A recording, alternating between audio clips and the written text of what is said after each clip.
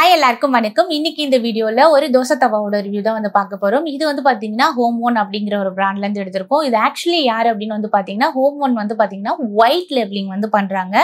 அப்படின்னா என்னன்னா பர்னர் தான் வந்து இதோட மேனுஃபேக்சரர். ஸோ இவங்க கிட்ட வாங்கி அவங்க ப்ராடக்ட்ல லேபிள் பண்ணி இவங்களோட நேம்ல வந்து செல் பண்றாங்கன்றதுதான் உண்மை. இது வந்து பாத்தீங்கன்னா ரிலையன்ஸ்ல அவைலபிளா இருக்கு.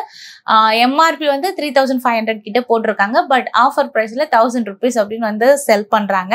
ஸோ இது கரண்ட்லி எல்லா ரிலையன்ஸ் மார்ட்லயும் வந்து இது அவைலபிளா இருக்கு. நானும் ரீசெண்டா இதை வந்து வாங்கியிருந்தேன். ஸோ இந்த தோசை தவாவோட ரிவ்யூ பார்த்துட்டே அதுக்கு முன்னாடி ஒரு தோசை தவாக்கான ஃபீச்சர்ஸ் என்ன இருக்கணும் அப்படிங்கிறத நான் வந்து சொல்லிடுறேன். ஃபர்ஸ்ட் வந்து பாத்தீங்கன்னா சைஸ். பெரும்பாலும் எல்லாருக்கும் பெரிய தோசை ஊத்தணும் அப்படின்னு ஆசைப்பட்டு பெரிய பெரிய கல்லா வாங்கிடுவோம். பட் ப்ராக்டிக்கலி வந்து பாத்தீங்கன்னா நம்ம வீட்டுல இருக்கிற டொமஸ்டிக் அடுப்போட சைஸ்க்கு தான் நம்ம வந்து தோசை தவா வந்து வாங்க முடியும். ஸோ அப்படி பாத்தீங்கன்னா 12 inch இல்லைன்னா 30 centimeter இருக்கிற தோசை தவா தான் வந்து மேக்சிமமா நம்மளால யூஸ் பண்ண முடியும். இதுக்கு 2 burner அப்படின்னா வந்து நீங்க ப்ராப்பரா வந்து அந்த கல்லை வந்து யூஸ் பண்ண முடியும். இதே 3 burner ஸ்டவ் வச்சிருக்கீங்க அப்படின்னா அந்த கல் வந்து நெக்ஸ்ட் பர்னரை வந்து டிஸ்டர்ப் பண்ற மாதிரி தான் இருக்கும். ஸோ மேக்சிமமாவே வந்து பாத்தீங்கன்னா நீங்க 12 inch இருக்கிற தவாவை வாங்கினாவே வீட்டுல யூஸ் பண்றதுக்கு பெர்ஃபெக்டா இருக்கும். இது வந்து ரொம்ப ஸ்மால் தோசைன்னு சொல்ல முடியாது, ரொம்ப பெருசுன்னு சொல்ல முடியாது, நல்ல ஒரு மீடியமான சைஸ்க்கு வந்து இருக்கு. ஸோ இந்த சைஸ் வந்து டொமஸ்டிக் சைஸ்க்கு தான். ஸோ இது வந்து மோர் தென் எனாஃப் அப்படிங்கறதா உண்மை. நெக்ஸ்ட் வந்து பாத்தீங்கன்னா திக்னஸ் பொறுத்த வரைக்கும் மினிமமா 3.5 mm திக்னஸ் இருக்க மாதிரி பாத்துக்கோங்க. இந்த திக்னஸ் ஏன் அவ்வளவு ஸ்பெசிபிக்கா சொல்றேன் அப்படின்னு வந்து பாத்தீங்கன்னா நீங்க திக்னஸ் கம்மியா போக உங்களோட கல்லுல நடுவுல மட்டும் ஃபர்ஸ்ட் ஹீட் ஆகும். சுத்தி இருக்கிற இடம் ஃபுல்லா வந்து மெதுவா தான் ஹீட் ஆகும். அப்ப என்ன ஆகும்னா ஃபர்ஸ்ட் மிடில் இருக்கிற இடம் ஃபுல்லாவே வந்து ரொம்ப ஓவர் ஹீட் ஆன மாதிரி ஆயிடும். ஸோ அதனால தோசை நடுவுல கருக்கி போயிடும், ஓரெல்லாம் வேகாம வரும். ஸோ நீங்க திக்னஸ் இன்க்ரீஸ் பண்ணும்போது ஈவனா ஹீட் டிஸ்ட்ரிபியூட் ஆகும். அது மட்டும் இல்லாம தோசையும் வந்து ஒரே ஈவனா வந்து உங்களுக்கு வெந்து எடுக்க முடியும். ஸோ அதனாலதான் திக்னஸ் வந்து ரொம்ப இம்பார்ட்டன்ட் அப்படிங்கிறது. நெக்ஸ்ட் உங்களுக்கு வந்து குழியா வாங்கணுமா இல்ல பிளாட்டா வாங்கணுமா அப்படின்னு வந்து கேட்டீங்கன்னா உங்களுக்கு குழியா இருந்து பழகிட்டீங்க அப்படின்னா ஓகே.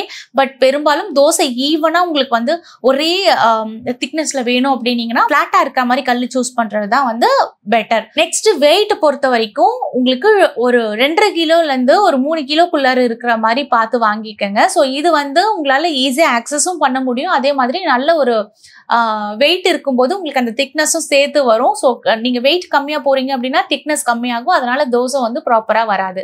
ஸோ மெயினா நீங்க வந்து தோசை தவா வாங்குறீங்க அப்படின்னா அதோட சைஸ், திக்னஸ், வெயிட் இது மூணுத்தையும் வந்து மஸ்டா நீங்க வந்து நோட் பண்ணணும். அதுக்கப்புறம் தான் தோசை தவாவே வந்து வாங்கணும். ஸோ இப்போ வந்து ஹோம் ஒன்னோட தோசை தவாவோட ரிவ்யூ போயிடலாம். இது வந்து பாத்தீங்கன்னா சர்க்கிள் தான். இதோட சைஸ் 12 inches, அதாவது 30 centimeter. இதோட திக்னஸ் மட்டும் பாத்தீங்கன்னா 3.5 mm இருக்கு. இதோட வெயிட் மட்டும் பாத்தீங்கன்னா 2.3 kg அப்படின்னு வந்து மென்ஷன் பண்ணியிருந்தது. பட் நாங்கள் வெயிட் போட்டு பார்த்தப்ப பார்த்தீங்கன்னா 2.5 kg வந்து இருந்தது. ஸோ நாங்கள் கண் கூட வெயிட் செக் பண்ணிட்டு தான் நான் வந்து உங்களுக்கு சொல்கிறேன்.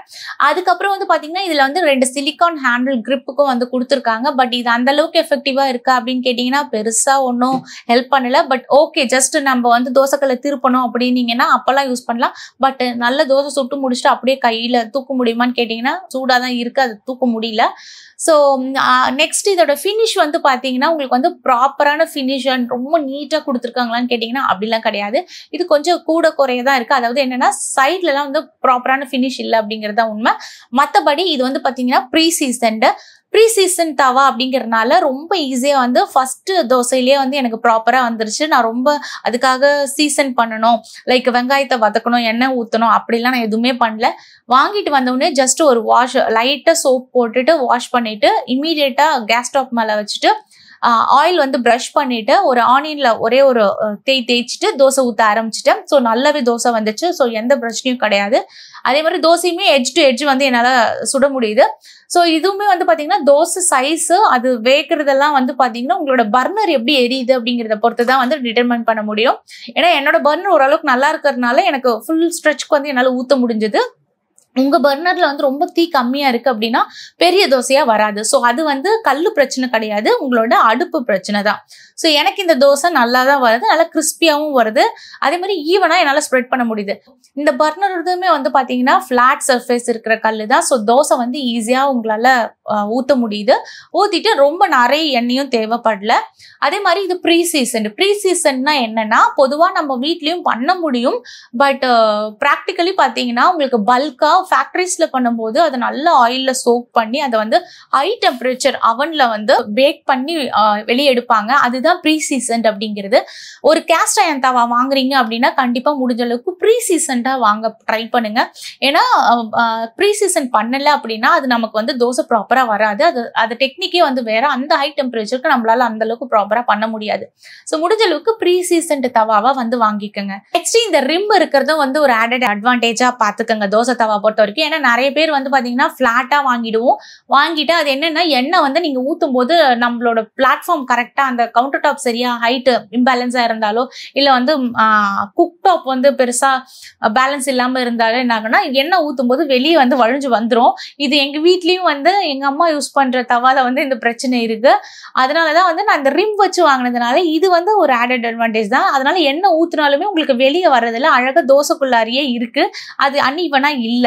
ஸோ ப்ராப்பரா அந்த இடத்துலயே ஸ்டே ஆயிடுது. ரொம்ப அந்த அளவுக்கு கவுண்டர் டாப் ஈவனா இருக்கிறதுனால பிரச்சனை இல்லை, பட் இல்லாதவங்களுக்கு நான் சொல்றேன் அது வந்து வெளியே வந்துடும். ஸோ இந்த ரிம் இருந்தா எண்ணெய் வந்து வெளியே ஊத்தாது. ஸோ இந்த ரிம் இருக்கிற மாதிரி தோசைக்கல்ல பார்த்து வாங்கிக்கோங்க. நெக்ஸ்ட் வந்து பாத்தீங்கன்னா கேஸ்ட் அயர்ன் பொறுத்த வரைக்கும் நேச்சுரலாவே வந்து இது நான் ஸ்டிக்கா அப்படின்னு கேட்டீங்கன்னா எஸ், அப்சல்யூட்லி அப்படிதான் ஒர்க் ஆகுது.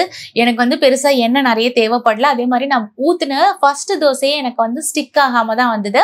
ஆனா இதே நீங்க வந்து நான் ஸ்டிக்ல தோசை ஊத்துறீங்க அப்படின்னா உங்களுக்கு வந்து அந்த தோசை கலரே வந்து அந்த அளவுக்கு மாறாது, ஒரு மாதிரி லைட்டா வரும் எனக்கு. ஆனா இது நல்லாவே வந்து நம்ம கடையில வாங்கினா எப்படி ஒரு தோசை ஒரு கலர் வரும் இல்லையா, அந்த கலரோட நல்லாவே வந்தது. ஸோ இது வந்து நான் ஸ்டிக்கா தான் ஒர்க் ஆகுது. ஸோ ஸ்டிக் ஆகல, ப்ராப்பரா இருக்கு. இது நேச்சுரலி நான் ஸ்டிக் தான், அதுல எந்த டவுட்டும் இல்லை. நெக்ஸ்ட் இது எப்படி வந்து கேர் பண்ணணும், இது எப்படி மெயின்டைன் பண்ணணும் அப்படின்னு வந்து சொல்றேன். மெயினா வந்து பாத்தீங்கன்னா அயர்ன் யூட்டன்சில்ஸை பொறுத்த வரைக்கும் நீங்க அதை ப்ராப்பரா மெயின்டைன் பண்ணீங்க அப்படின்னா லைஃப் டைம் அப்படியே ஜென்ரேஷன் டு ஜென்ரேஷன் பாஸ் பண்ண முடியும். ஆனா நீங்க ப்ராப்பரா மெயின்டைன் பண்ணல அப்படின்னா அது நீங்க வந்து சீக்கிரமா தூக்கி போடுற மாதிரி இருக்கும்.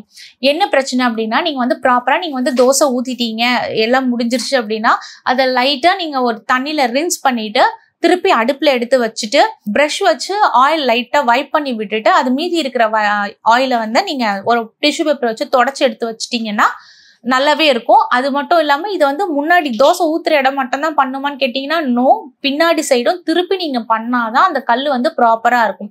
ஃபார் எக்ஸாம்பிள் நான் வந்து இப்போ நார்மல் ஒரு அயர்ன் தவா வச்சிருக்கேன், இந்த பக்கம் ஒரு கேஸ்ட் அயர்ன் தவா வச்சிருக்கேன்.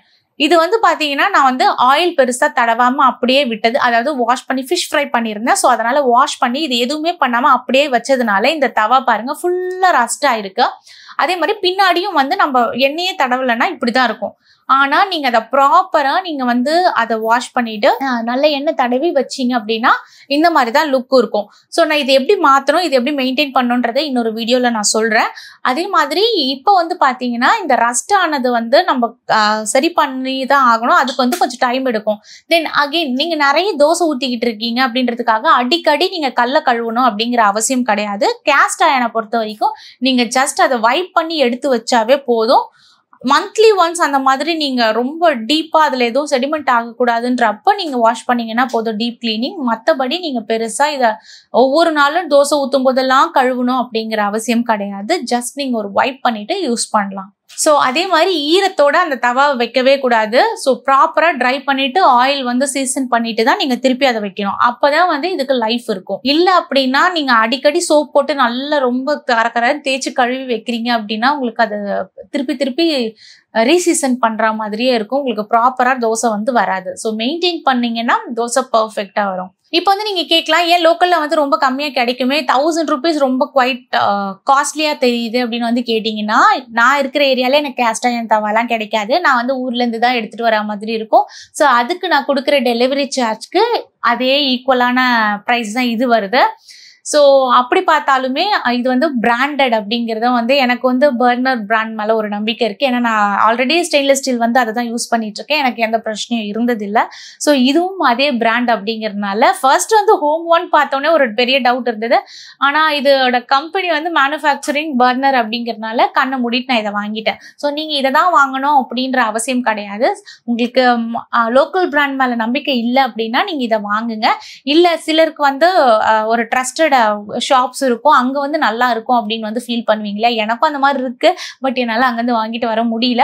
ஸோ உங்களுக்கு அந்த மாதிரி ஷாப்ஸ் இருக்கு அப்படின்னா நீங்கள் அந்த மாதிரி வாங்கிக்கோங்க. பட் நான் சொன்ன இந்த கேட்டகரிலாம் இருக்கான்னு பார்த்துக்கோங்க. திக்னஸ், வெயிட், அதே மாதிரி அதோட சைஸ் இதெல்லாம் ப்ராப்பராக செக் பண்ணி வாங்குங்க. ரிம் இருக்கு அப்படிங்கிறதையும் பார்த்து வாங்கிக்கோங்க. சில ஏரியால இது வந்து ஜியோ மார்ட்ல வந்து அவைலபிளா இருக்கு ஆன்லைன் சேல்ல. லிங்க் வேணும்னா நான் டிஸ்கிரிப்ஷன்ல கொடுக்குறேன். நீங்க வந்து உங்களோட ஏரியாவுக்கு அது அவைலபிலிட்டி இருக்கா டெலிவரி அப்படிங்கறத செக் பண்ணி வாங்கிக்கோங்க. I hope you like this video. Thank you for watching. See you in the next video.